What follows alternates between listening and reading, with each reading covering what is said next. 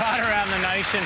Welcome to the War for another week. It's a pleasure, as always, to have your company. Yes, and big congratulations to Efficient for taking out the Melbourne Cup yesterday. A nice little earner too. If we have a look at the final dividends, Efficient paid out $22.60 for the win. Purple Moon paid out $1.80, and the interest rate rise meant we all actually lost $40.80. But fantastic race, wasn't it? Yeah, well, it's the sport of kings, isn't it? Unlike skateboarding, of course, which is the sport of try-hard knobs from the National Party. Here we go. This is the Deputy Prime Minister here, Mark Vaile, trying to get down with the kids. Talk about a makeover, hey? Oh, he's cool. He's cool, isn't he? Remember when this used to be the headwear of choice for the National Party? Now, this is it. And I'll tell you what, it looks a treat on their members. But Chris, look, you mentioned the interest rate rise there. It's the big story of the day, and obviously a further blow to Howard's credibility on rates. It's even forced him to rethink his whole election pitch. Have you seen his new slogan? Yes, so going for growth in interest rates. I think I prefer that to the original slogan, going for growth, which always made the Liberal Party sound like a cancer. Have you not really helped by the way Tony Abbott dresses these days? Oh, poor Tony. Hey. To be fair, that does suit him because he is the cancer of the Liberal Party. Aren't you, Tony? That's bullshit. Calm down, Tony, OK? Poor old Tony, though. But it's Howard I actually feel sorry for. I mean, he was the one left to give an explanation for today's rate rise. Oh, well, Howard's the master of explanations. I mean, in fact, he does a great comic impression of a man struggling to give an explanation. Yeah, but that, you know, that sounds like, you know, you're struggling for an explanation. It does, doesn't it? He's very good. Very good. He's a good impressionist. He is. Have you got any other book? Did you do Frank Spencer? That's all I done. But it's, the other thing about Howard, of course, is he's such a babe magnet when it comes to the ladies. I mean, look, here he is in Tasmania this week. He just picks them up on the street. Look at this. What a mover. Oh. But hang on, there's more to choose from, John. Who are you going to take? This one? No, this one, yeah. What a sugar daddy. It was teddy bears last week, women this week, but it's Jeanette I feel sorry for. I feel sorry for Jeanette. Everywhere she goes, she has to put up with other women throwing themselves at John. What do you do? I'm that excited, I forgot to put undies on. I just ran straight. Big mistake for that woman not to put her undies on. You'll never guess where they turned up.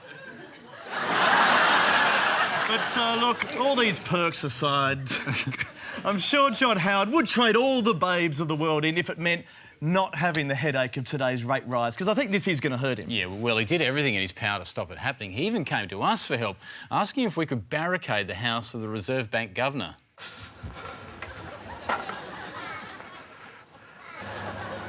Len Stevens, in the name of the Liberal Party of Australia, I've got to stop you. You're under house arrest until the end of the election, all right? OK, mate. I just want you to independently go back into the house and independently stay there until the 25th of November. Is that right? Oh, I don't know about that. We're just trying to keep your involvement in this election campaign at record lows, all right? Good luck. Sorry, Mr Howard, we tried. We did try. But look, it's not only the government that has had its setbacks this week. Labor also had a shocker of its own, thanks to Peter Garrett, who deeply embarrassed his party, not with his comments, but by admitting that he was hanging out with this man at an airport. Now, that is a costly mistake. It is big, and even worse, he then spoke to radio jock Steve Price and joked that Labor would change all its policies after the election. Now, look, I had no problem with Garrett's initial comments, but it was his press conference afterwards that appalled me. That was an extraordinary doorstop, wasn't it? I don't know if you saw it. It's a doorstop that it's a prime candidate for our brand new segment, the Sound Bite Challenge, where we see how many times a politician can repeat the same soundbite or word in a single doorstop. And this week's challenge for Peter Garrett, the word jocular. On the basis of my short and jocular conversation, on the basis of a short, jocular and casual conversation, on the basis of a casual and jocular conversation, on the basis of a casual and jocular conversation, I had a brief jocular conversation, a jocular and short conversation. My short conversation with Steve Price this morning was jocular in nature. This was a short and casual conversation. Jocular in manner, well, I thought it was a casual, short, jocular conversation. I don't consider that it was anything other than a casual, short and jocular conversation. 10! Whoa! 10! It was a pretty long jocular press conference. Good work. To be fair to Garrett, though, it is highly probable he was just making a joke on the previous day. It's just a pity he chose to tell it to a man with absolutely no sense of humour. Yeah, well, Steve Price, he's never understood comedy, has he? Price, he's not a gag man. Clearly not, but since the Garrett incident, I wanted to find out just how bad he is at really recognising a joke. Hey, Steve, look, I just want to find out, I've got this ultimate joke book here, and I need you to tell me if anything's funny, because you're the greatest arbiter. So, OK, what time is it when an elephant sits on your fence?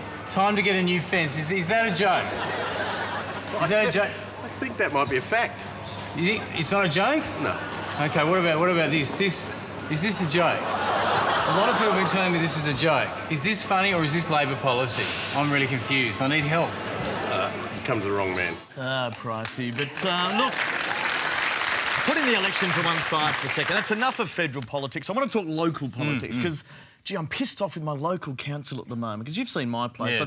I've got all this junk out on the nature strip at the moment, because I've been told I've got to wait 2 or 3 more months before there's another council clean-up. Exactly. There's never enough council clean-ups a year, but there's not to worry, because this weekend, Chris and I here, or whatever his name is, we found a solution for getting rid of your junk. We've got to find a way to get rid of your junk without paying a cent. All you've got to do is dump it discreetly in an art gallery. Yes, these galleries are full of weird junk already, so would anyone there really notice if you added your own junk and pretended it was art?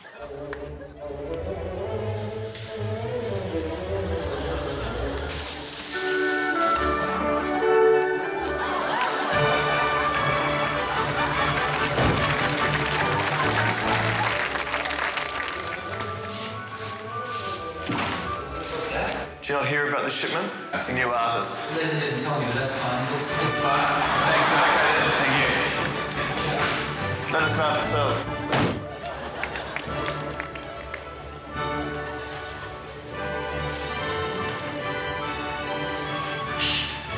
What's this? I have no idea. Hold it. This is what you do with rubbish. Hey, that's art.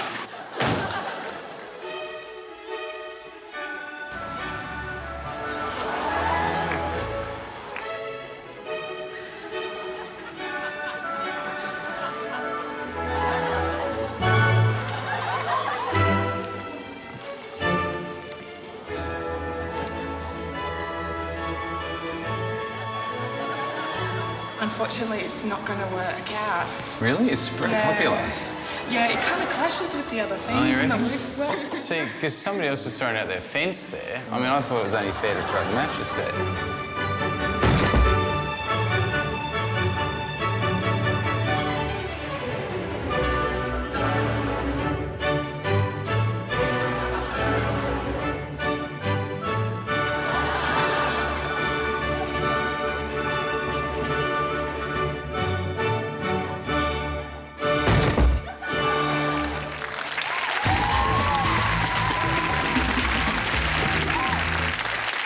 Years working in the hardware industry has taught me a lot. It's taught me the right tools for the job. It's taught me that old-fashioned service never goes out of style.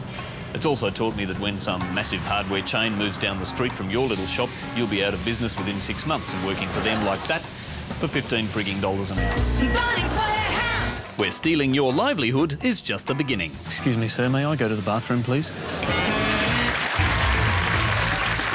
Back to the federal election now. When it comes to winning people over in politics, I find nothing quite beats a good old-fashioned bit of pork barrel. No, yeah, and it's been out of control, this election. Massive spending promises from both parties, tax cuts galore. It's out of control. They've got an open chequebook, these people. It is, but I've always wondered if it actually works. I mean, how easy is it to actually buy people's votes? Do you mind if I ask who at this stage you'd be thinking you might vote for? John Howard. John Howard, that's fine, sir. We're actually from the Labor Party. Yep. And people with helmets have been telling us that they're really hurting in this economy. They've been telling us that while the economy is prosperous, they've been left behind. And we've actually got a people with helmets bonus. All right. We believe in people with helmets, sir. Yeah. And so we want to give them $100. Okay. Yeah. So you vote for Labor, sir? Yeah, I would. Fantastic. They've been telling us that people with large glasses are hurting. That even though the economy's doing well, they're getting left behind. large glasses? Yes, people with large glasses. Like them. People with balloons are really struggling at the moment. Yeah, have you found that, sir? Yeah, well, that's why we're offering a balloon tax rebate. The Liberals are thinking about you, sir. It's not a bribe. No, it's not a bribe. It's a bribe. This is economic conservatism at its best. Listen. Well, explain your tank top tax rebate. What's the rebate? Every single person who's wearing a tank top, Like this. like that, gets $100 up front if they decide to vote Liberal. Sorry, did I say $100? I meant $200, sir. Yeah, right. Nice doing democracy with you, sir. All right, well, look, if that's not enough, how about I introduce you to Candy here? There you go. Hey, how you doing? Hey, how you going? Good. Candy performs a variety of services, and she'd like you to vote Liberal. Yeah, okay. No, what? Yeah, do you think you could vote Liberal for Candy? I'm not sure. Does that change your mind, sir? Will you vote Liberal now? Doesn't No? change anything. If you want to, I can do it. Will this change your mind? No. If you're that way inclined.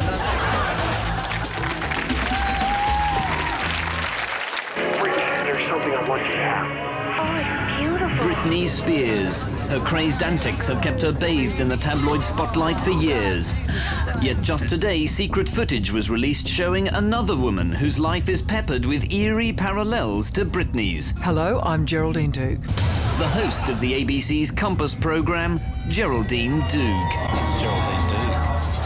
Why have Doogue's depravities been ignored for so long by the gossip press? Who readers love pop stars, but it's only recently they've gotten into Radio National compares with Order of Australia medals.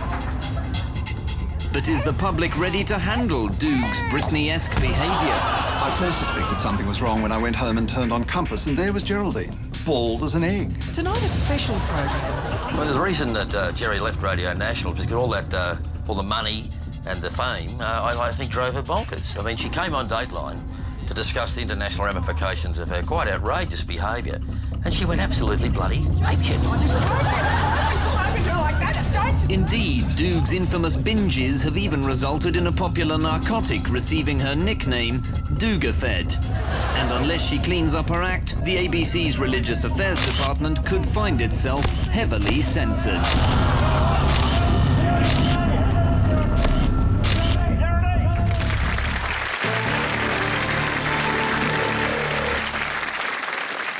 Yes, it's time once again to see how little there is that's worth paying for on pay TV. Today we're focusing on cable's other specialty, paranormal TV. You know, ghosts, aliens, that sort of stuff. Like this show here, for instance, Paranormal Borderline, which covers stories that the so-called mainstream, sane media completely ignores. Like this one. And I realized it was a manhole cover. It was being supported by the hugest head I had ever seen in my life.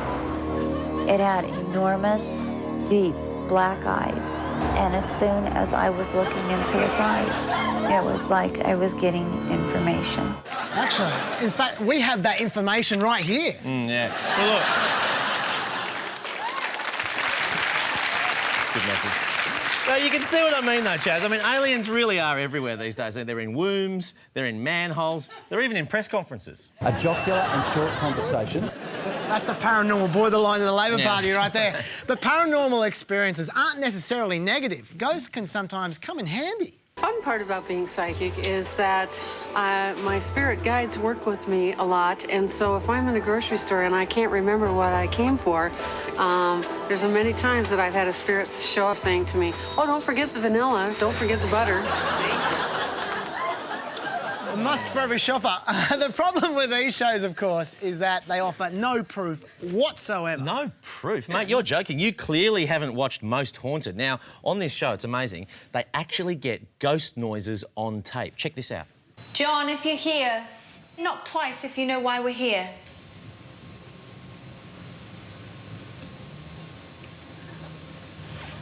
Okay.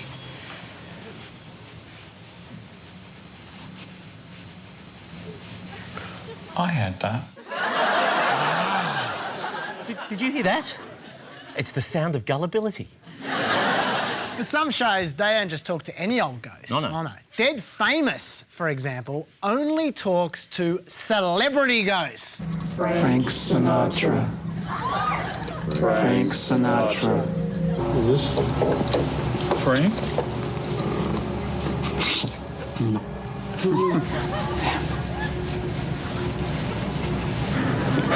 Are you all right? That was Sammy Davis Jr. I did sense Frank. I did sense him. He does not like this.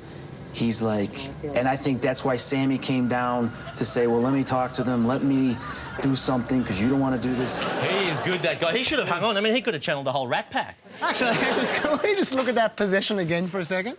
I don't know if this guy's been possessed by Sammy Davis Jr. or one of the Thunderbirds. Well, look, it's such a crowded field. In such a crowded field, it really is tough to decide who the biggest charlatan on cable TV is. No, it's not. It's this guy. Your ghosts, his connection. There it is. Derek Akora's Ghost Towns. Ah, yes, Derek Akora, a medium who becomes literally possessed by the crapness of cable TV. Ladies and gentlemen, we present the Derek Akora Possession Hit Mix. Edward, can you converse with us? Can you talk to us? Yes, I can! Yes, I can! Don't feed me enough food! My father, I hate him! He's the devil! He's the devil! Hallelujah!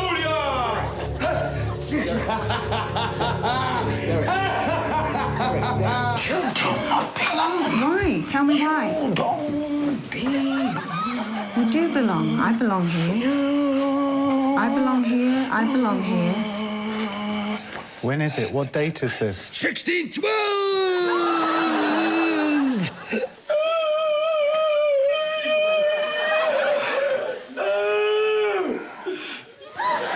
Isn't it eerie how Derek always gets possessed by the same god-awful actor? Yeah, it's strange. But, look, poor old Derek, he is working under very difficult conditions because the ghosts who possess Derek really hate his co-host. Go away, slut! Why are you here? No, I'm not. Tell me. I am not a bitch. Tell me. And I'm not scared of you. I'm not a bitch. Straight down now. It's like a reunion between Jennifer Hawkins and Megan Gale. But look, I've got to say, I feel sorry for Derek Akora because unlike all the other con artists that we've showed you tonight, Derek and his team are actually haunted by the most terrifying apparition ever caught on tape. Give me the name. Julia. It sounds like Julian. Julian? Yes? Is that his name? Yes, you deaf bastard. Okay, his given name's Julian.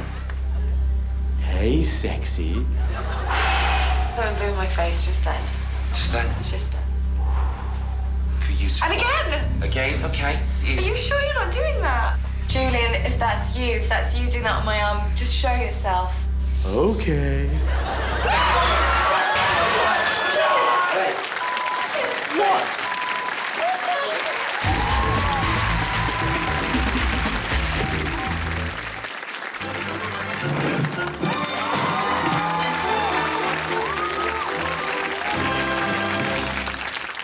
Excuse me, mate. I don't know what gang you belong to, but I'm one of the newts. And you know what I mean? And this is newt turf. Don't try to be cute and don't mess with the newt, cause you'll always come up second best. So please be astute and retreat from a newt, or I'll stick a switchblade in your chest. We're fighting and we're dancing, ooh, newts. We're brawling and we're prancing, ooh, newts.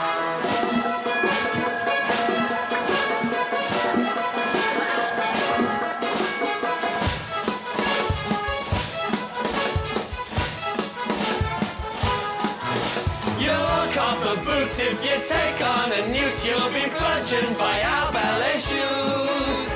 You won't call a root if you're one of the newts. We're the gayest of all the street crews.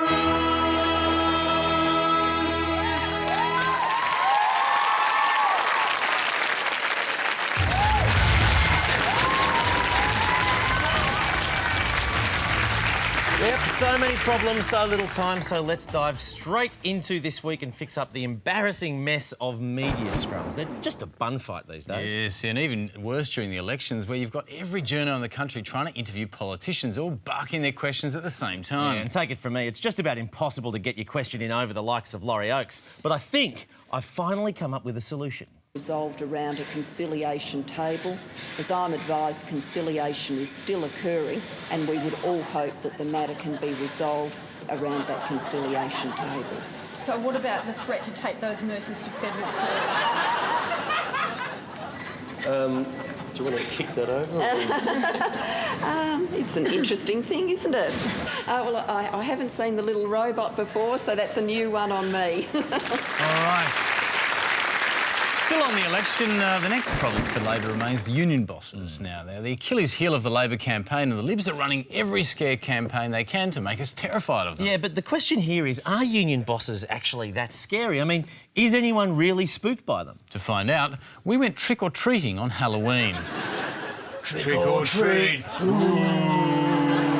She was scared. Oh, she was real scared. Trick or treat. We're going to take over 70% of the Labor Party. 70%.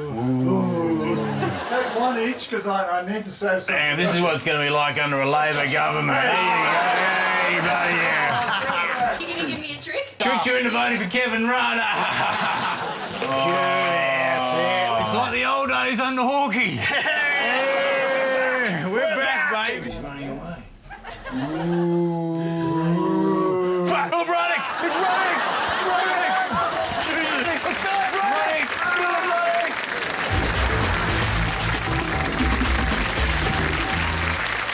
Yes, we sell the finest hardware equipment in the world, but what matters more is that every customer gets the attention and respect. Do you mind? I'm trying to make a commercial. What? Why don't you go ask one of the other staff? The thing is, when customers come into the store... As I was saying, God, is there anyone here not doing a bloody ad? Attention and respect that they deserve every single time. Bunnings Warehouse! where our staff are too busy making commercials to attend to your needs.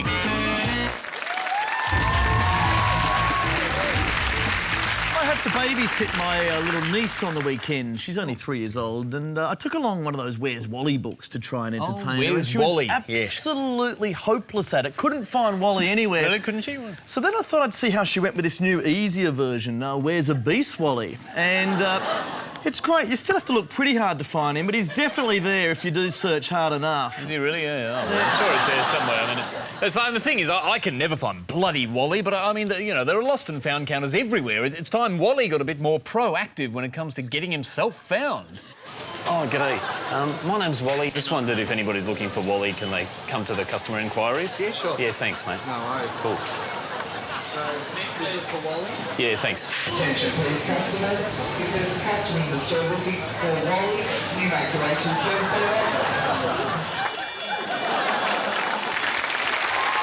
I'm glad that's sorted out.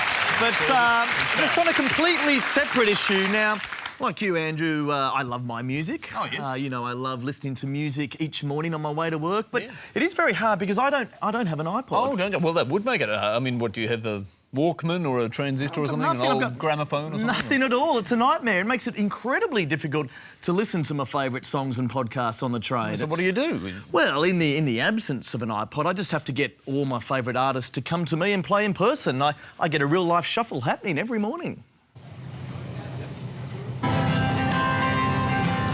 It's not my fault, it can't be my fault. You speak to me the way you do. And of course you don't, of course you don't. You said life is peachy without me. Just gonna fast forward a bit so much.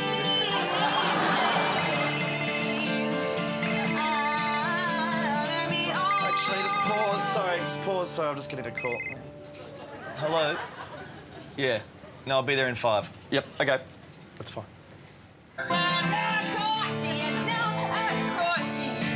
Sorry. Okay, no worries. Thanks. Maybe something a bit harder. Maybe a male vocal. Tim Rogers. Regretting each word that trips from the gills.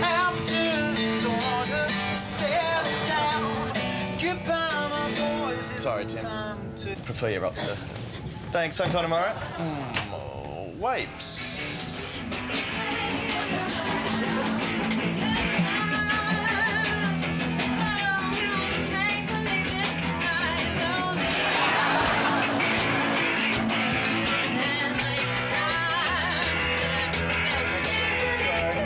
Sorry, thanks. Podcast. Got Late Night Live. Philip Adams, ABC Radio National. Tonight on the programme, Christopher Hitchens joins me from Washington. Will Hitch finally ditch the Bush administration? Have the neocons gone too far in their plans to bomb the hell out of the Iranians? So, no. I think music was the better option. Okay. Thanks, Phil. Music. What do we got? It's the filler song. No. Fuck off. Sorry, I hit the wrong one. As if I'd have you on my iPod, Hanson. No respect for my music. Like half the bloody lyrics and you don't listen to it. That's awful. The lyrics I hate. And that just about wraps it up for another week. Remember, you can download tonight's episode by going to abc.net.au/chaser. And as always, I'd like to leave you with a funny quip, but unfortunately our writers have gone on strike. Good night. Good night.